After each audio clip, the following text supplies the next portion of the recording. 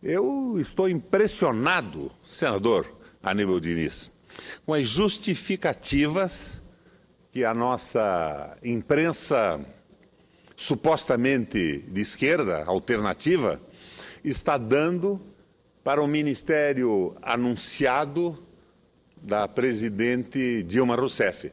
Anunciado, mas não por ela, que não abriu a boca a respeito de nada ainda. Não colocou oficialmente nenhuma indicação.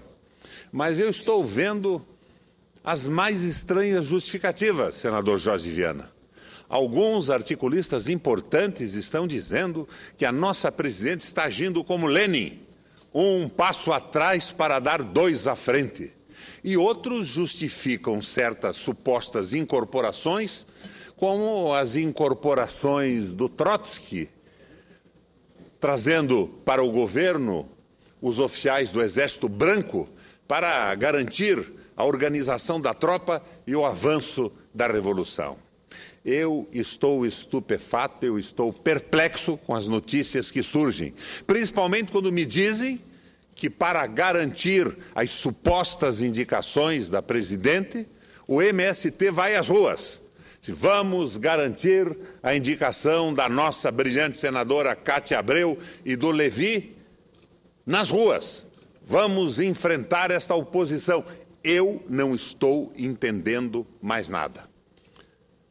Ontem, jantando com alguns jornalistas, num desses restaurantes badalados de Brasília, eu tive a explicação do suposto voto do presidente Sarney no Aécio Neves. Esse voto que foi proclamado em prosa e verso na imprensa brasileira. Então, um jornalista me dizia, não, o presidente Sarney, que foi o presidente que legalizou o Partido Comunista no Brasil, teve um insight na última hora e ele votou no Aécio Neves na tentativa de evitar a nomeação do Levi e da Cátia Abreu. Eu fico perplexo diante da variedade, da pluralidade das interpretações. Mas eu venho à tribuna hoje para falar sobre outra coisa. Eu observei que há aqui, na nossa casa, no Senado, senadores que são radicalmente radicais, bela construção, que são radicalmente contra qualquer tipo de regulação da mídia. A justificativa desses radicais é sempre a mesma: a defesa da liberdade de imprensa. Mas, senhores senadores, respondam-me. A propriedade cruzada dos meios de comunicação, isto é, o fato do mesmo grupo empresarial controlar jornais, revistas, rádios, televisões, internet, não favorece a monopolização da informação e o consequente manejo da opinião? Não é isso, senador Diniz, que esse monopólio estabelece? Não terá sido isso, não terá sido por isso que países com instituições democráticas sólidas e uma longuíssima estabilidade democrática, como os Estados Unidos da América do Norte e a Inglaterra, proíbem a propriedade privada cruzada dos meios de comunicação? A inexistência de qualquer mecanismo que permita ao cidadão o direito de resposta, no caso de notícia mentirosa, injuriosa, ofensiva, não significa uma grave ofensa à liberdade de informação e às liberdades individuais? A unificação e centralização das programações, especialmente nas televisões e no rádio, impostas pelas emissoras que detêm o monopólio dessas mídias, cerceando as manifestações culturais regionais neste Brasil tão imenso e diverso, não são, igualmente, senador Mozarildo, formas de censura, de discriminação ou, até mesmo no caso dessas manifestações culturais, formas de preconceito? A ideologização e partidarização das informações e a autocensura que tornam as notícias tendenciosas, cegas, enviesadas, não são um gravíssimo atentado à liberdade de informação e ao direito do cidadão conhecer a verdade dos fatos? Os dois pesos e as duas medidas usados pelos veículos de comunicação das 5 famílias que monopolizam o setor, alguém diria, são 7? Não vou discutir isso, 5 ou 7, seja lá. Na campanha eleitoral deste ano, quer na campanha presidencial, quer nas campanhas regionais, não são a prova mais barulhenta do propósito de manipular a opinião pública? Os gráficos produzidos por observatórios de mídia independentes durante as eleições presidenciais, avaliando os conteúdos veiculados pelas organizações Globo, Abril, Folha, Estadão, principalmente, não deixam a mais fugaz, a mais fugidia dúvida da parcialidade da cobertura desses veículos. Ninguém, nenhum jornalista, nenhum parlamentar, nenhum juiz, nenhum promotor, nenhum acadêmico, qualquer cidadão minimamente isento e honesto, confrontado com os gráficos, deixará de perceber e de atestar a sua evidente e clara parcialidade. Nada contra, nada contra. Afinal, o parti pris desses veículos é bem conhecido, o que os pressiona a assumir opiniões e posições indisfarçadas.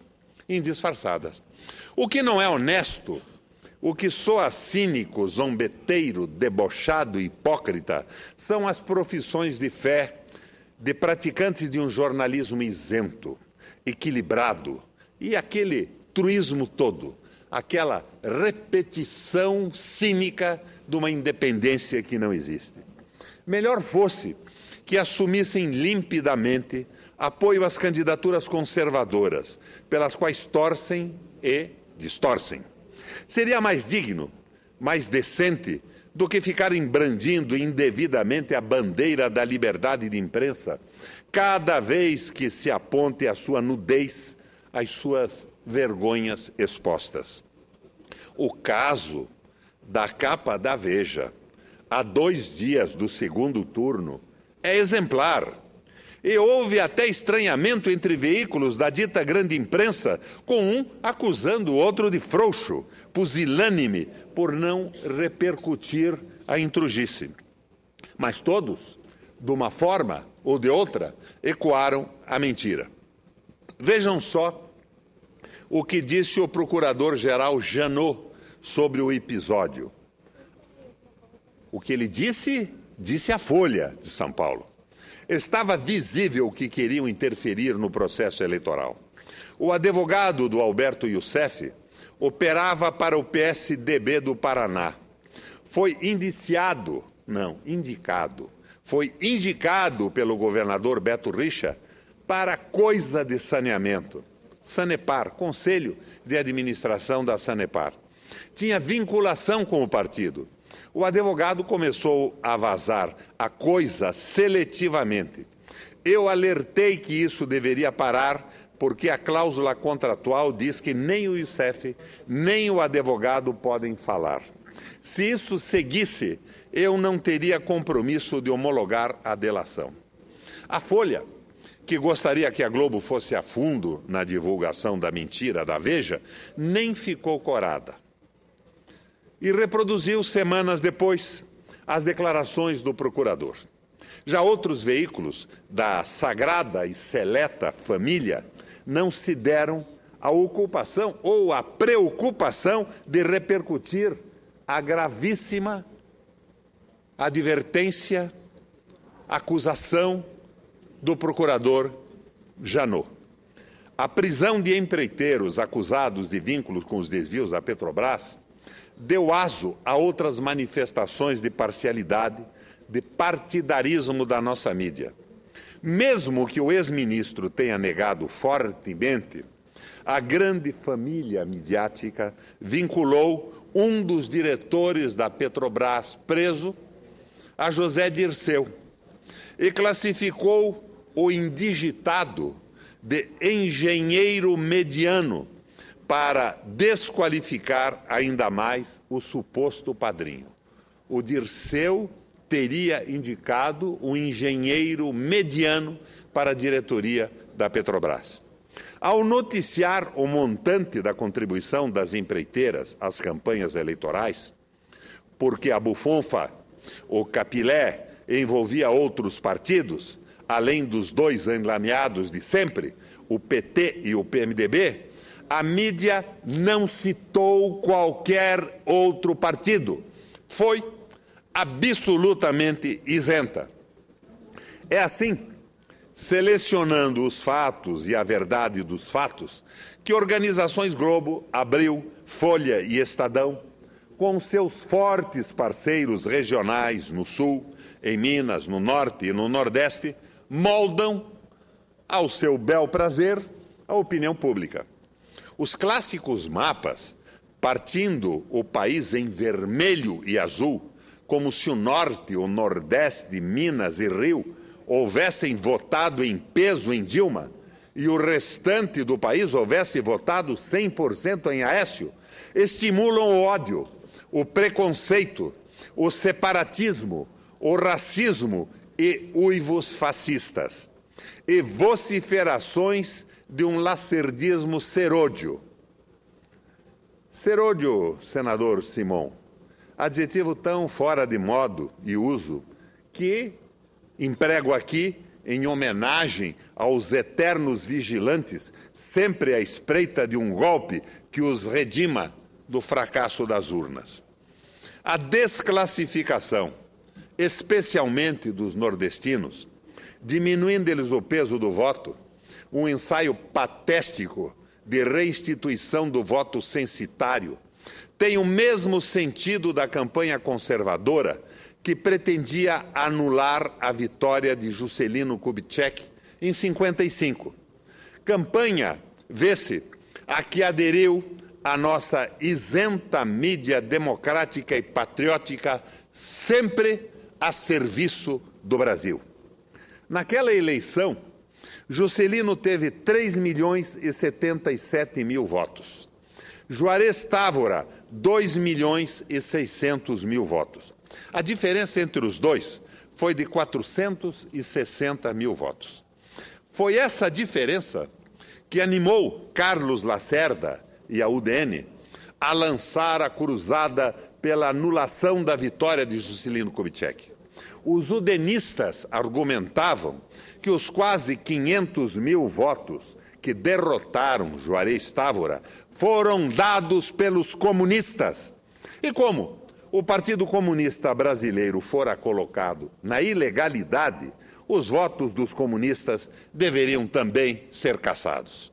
Mas, como eles chegaram a este cálculo se o voto era secreto? Foi simples.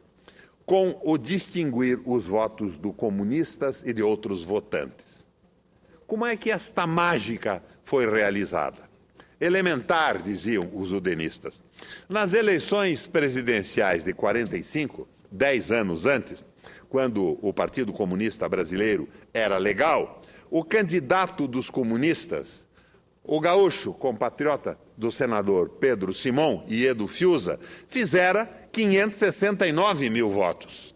Ora, 10 anos depois, era de se crer que todos os quase 500.000 votos que deram vitória a Juscelino eram votos comunistas, já que Prestes orientava o voto a Juscelino Kubitschek. Tão simples assim, diziam os golpistas democráticos.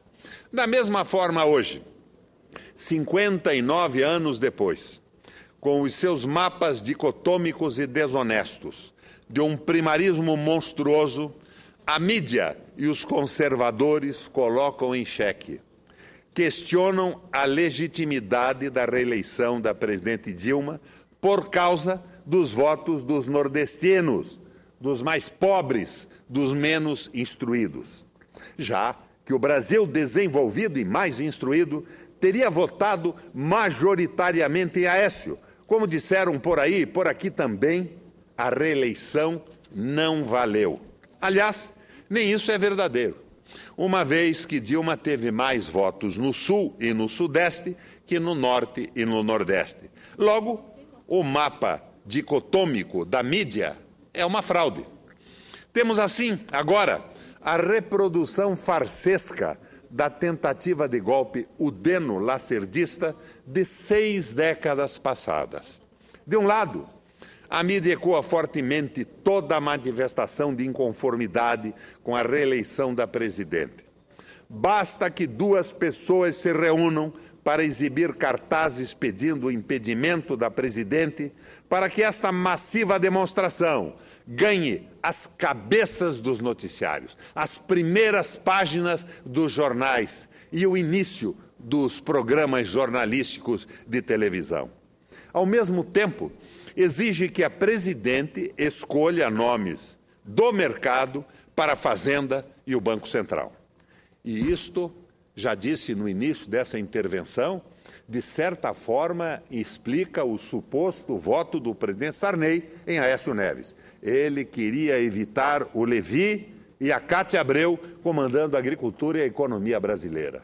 Foi um insight de momento, uma premonição que se traduziu e dirigiu o dedo do nosso ex-presidente do país, do Congresso e do Senado Federal. Perderam a eleição a mídia e a oposição. Perderam a eleição, mas cobram que a vencedora adote o programa do derrotado. E nem ficam constrangidos com tamanha desfaçatez. Afinal, julgam-se donos do país, reservas morais da nacionalidade. E a nossa esquerda, sedenta de cargos e de participação na estrutura do governo, explica com um passo à frente, um passo atrás e provavelmente 2 à frente. E tenta justificar o comportamento com a imagem do Trotsky incorporando no governo revolucionário os oficiais do Exército Branco. A regulação da mídia é imprescindível para a preservação, a consolidação e o avanço da democracia. Porque a grande mídia empresarial é intrinsecamente golpista, geneticamente antidemocrática, arraigadamente elitista. A regulação da mídia é condição inexcusável para se garantir a soberania nacional. E eu não estou falando em cerceamento da liberdade de expressão. Eu estou falando em impedimento do estabelecimento do monopólio mediático. É uma questão econômica. E como questão econômica foi resolvida nos Estados Unidos e na Inglaterra. Porque os grupos que monopolizam a mídia são entreguistas e, historicamente, se opõem aos interesses nacionais, servindo de cabeça de ponte para o avanço imperial sobre a nossa economia, sobre os nossos recursos naturais, sobre as nossas riquezas, sobre o mercado interno, sobre as nossas relações externas. Os mais velhos, como eu e o senador Pedro Simão, lembram que, segundo a mídia, o Brasil não tinha petróleo.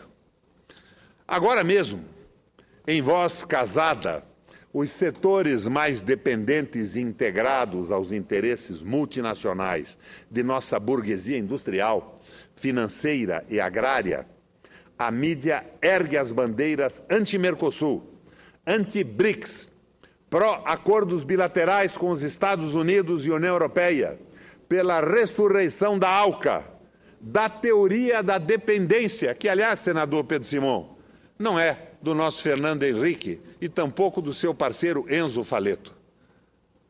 Horace Greeley e o Mar Sachs, o condutor da economia alemã de Hindenburgo e do Hitler, já pensava exatamente nesse sentido e propunha aos países não desenvolvidos a dependência como instrumento de crescimento e possibilidade de avanço econômico.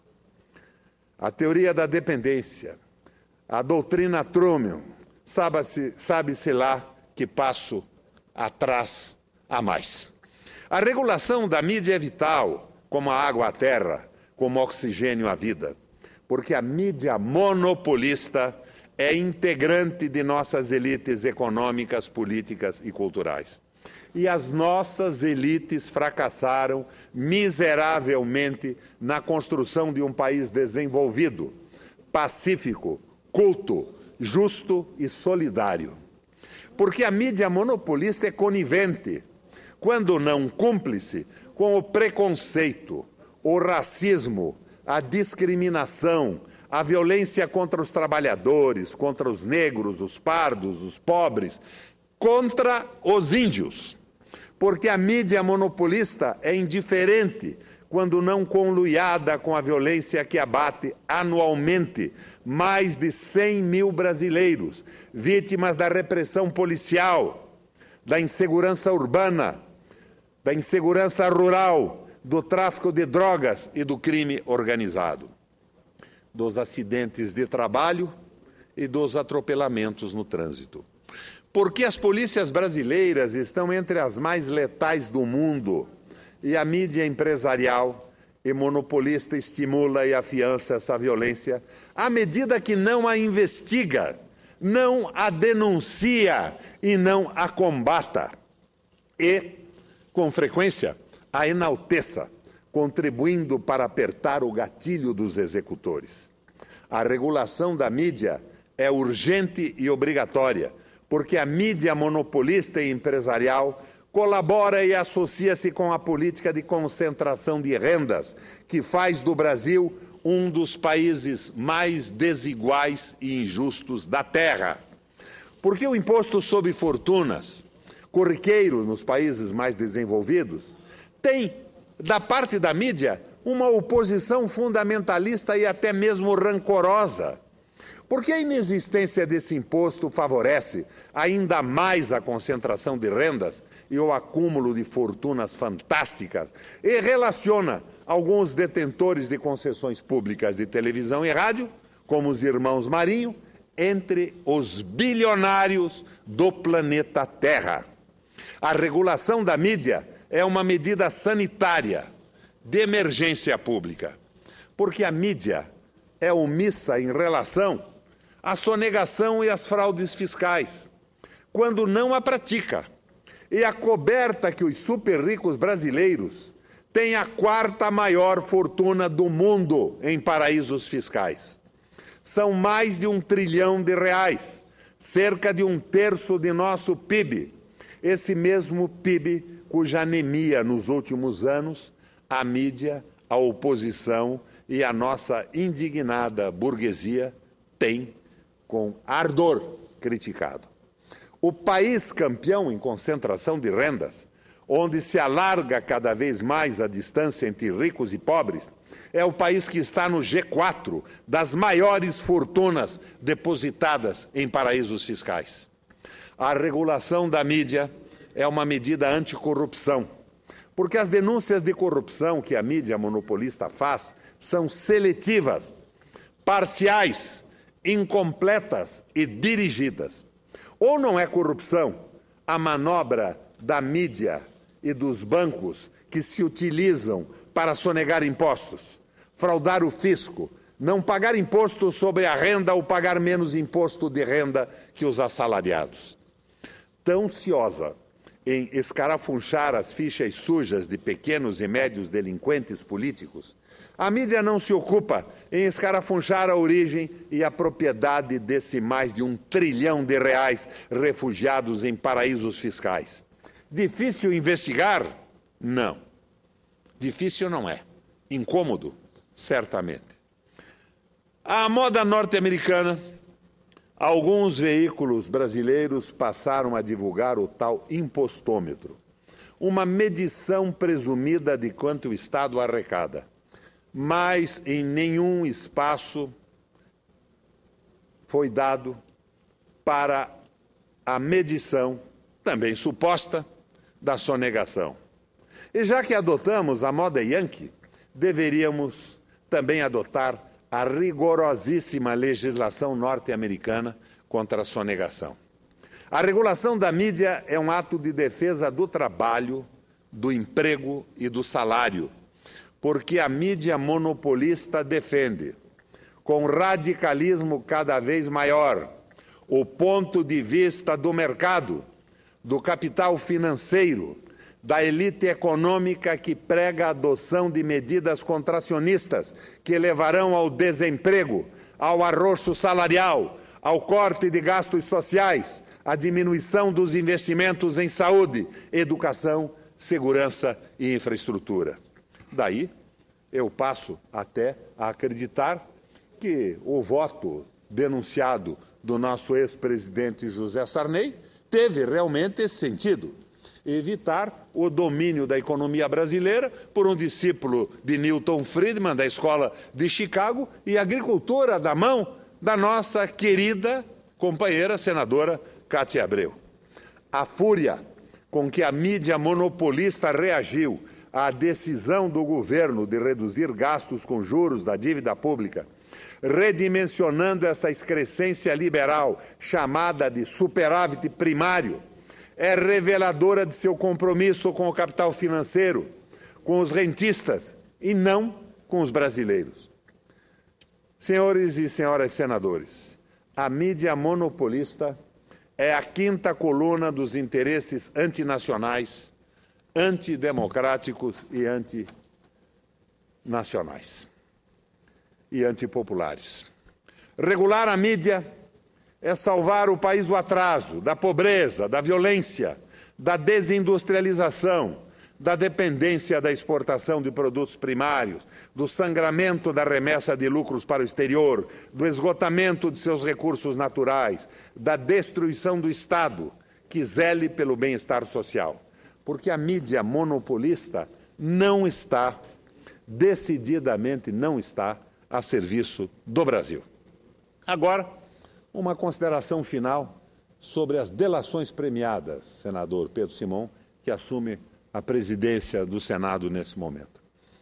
Há 13 anos atrás, o operador do mercado negro de moedas, o hoje famoso Alberto Youssef, foi ouvido pelo ínclito, correto e inflexível juiz Sérgio Moro, no Paraná. E dessa oitiva, como dizem os advogados,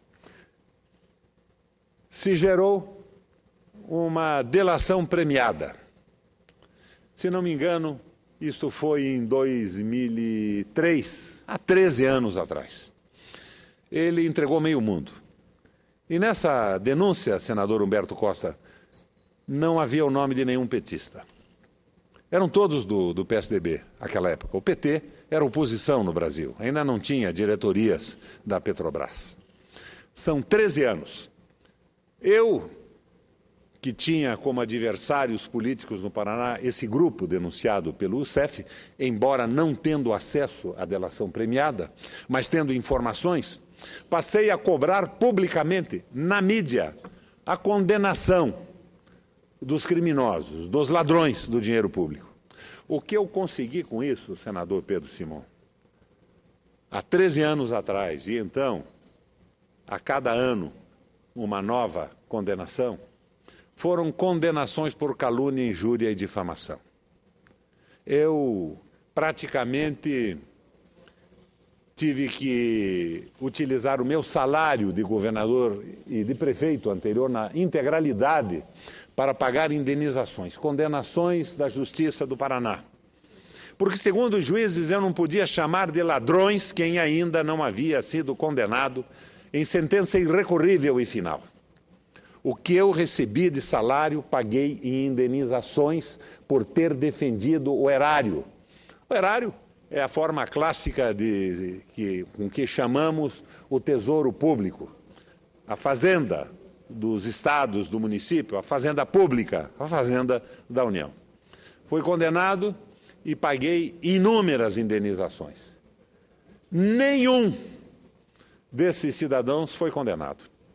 Esse processo de denúncia premiada, esse texto caiu na minha mão agora. Porque quando o juiz Moro novamente pega o Youssef operando na lavagem de dinheiro e no mercado negro de dólares, ele condena o Youssef pelos crimes anteriores e desconsidera a delação premiada por quebra do compromisso assumido com a Justiça. Então caiu na minha mão essa delação premiada. Nenhum foi condenado a nada. E o núcleo, o eixo principal, que era o dinheiro desviado da Companhia Paranaense de Energia Elétrica, que tem hoje como presidente o então diretor de marketing da empresa, este processo não andou porque por 13 anos se discutia o foro adequado. Que foro deveria processar os criminosos que desviaram o dinheiro? E eu, durante esse período todo, pagando uma indenização sobre a outra. Uma indenização sobre a outra. Porque, segundo os juízes, eu não podia chamar de ladrão e, na condição de governador do Estado, denunciei sim o roubo, porque acreditava que era minha obrigação como governador denunciar roubo de dinheiro público. Foi condenado uma vez, 2 vezes, 3 vezes, e com isso consumi a integralidade do meu salário como governador do Paraná durante 12 anos, porque me reelegi por 3 vezes. Mas, até hoje, senador Pedro Simão, estes cidadãos do fulcro do processo não foram citados. Ingo Hubert não foi citado. Ele era secretário da Fazenda e era presidente da Copel, acumulava as 2 funções. Ele autorizou que a Copel pagasse supostos créditos de ICMS inexistentes. O Fantástico pôs essa matéria no ar. Os recursos pela mão do Youssef foram colocados numa agência do Banco do Brasil com destino à Ceasa do Rio de Janeiro. E o Fantástico foi lá dar uma olhada. As empresas da Ceasa não existiam, eram boxes cerrados, fechados. Mas eu fui condenado a pagar indenização a essa gente toda. E todos os citados pelo Youssef, supostos criminosos, vou dizer agora, para que não me condenem de novo, os supostos criminosos estão hoje no poder no Paraná. São os que mandam no Estado. São os que participavam da administração da Copel e que hoje continuam mandando. O ex-governador Jaime Lerner foi agraciado com a comenda do Pinhão de Ouro. Mas eu fui processado muitas vezes por ter levantado suspeitas sobre a ação do governo em relação ao dinheiro público.